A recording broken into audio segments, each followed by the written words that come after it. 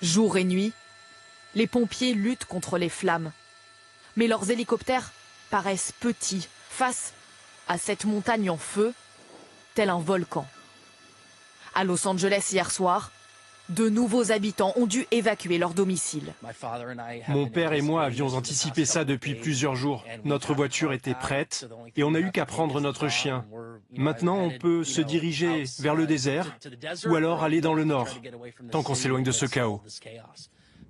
Dans ces quartiers huppés, beaucoup de célébrités, dont cet acteur qui filme sa fuite avec son épouse. Ils sont sortis quelques minutes avant l'arrivée des flammes.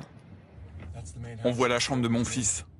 Dans la panique, ils se perdent et l'acteur se réfugie près de l'eau. Je suis toujours abrité derrière ces rochers. J'ai essayé de démarrer ma voiture, puis je suis sorti et j'ai vu un ouragan de braise se diriger vers moi. Là, je me suis dit, je suis fichu. Depuis plusieurs jours, un épais nuage de fumée recouvre la baie des Anges. Près de 10 000 bâtiments ont été détruits. Exemple frappant avec l'image de ce quartier avant les incendies, puis après, il est comme rasé. Pour la première fois, ce couple retrouve ce qu'il reste de sa maison, des ruines et des débris calcinés. Notre chambre était ici, et là c'était notre garage. Je suis dévastée. Je ne veux pas avoir à dire à mes fils que c'est tout ce qu'il reste de leur maison.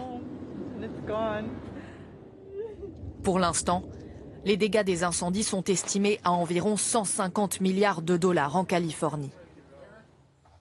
Des incendies hors de contrôle depuis 5 jours à l'ouest. Malibu et son littoral n'ont pas échappé aux flammes. Ce cadre paradisiaque a laissé place à un paysage apocalyptique où les pompiers poursuivent leur effort. Camille Gutin est sur place. Oui, les milliers de pompiers mobilisés ont fait d'importants progrès aujourd'hui sur les 2 principaux feux de Los Angeles. Alors, le vent a faibli et puis surtout, le nuage de fumée a commencé à se dissiper. Il n'en reste pas moins que 10 000 bâtiments et structures comme ceux-ci ont été largement détruits, endommagés et que dans les quartiers les plus touchés, eh bien, certaines habitations ne sont tout simplement plus assurées. Les compagnies privées considèrent qu'avec le réchauffement climatique, les risques accrus en Californie, elles ne doivent plus prendre en charge ces habitations. Il y a bien un système d'urgence mis en place par l'État, mais c'est très peu. Et donc, dans les prochains jours, ça pourrait bien être la double peine pour les sinistrés de Los Angeles.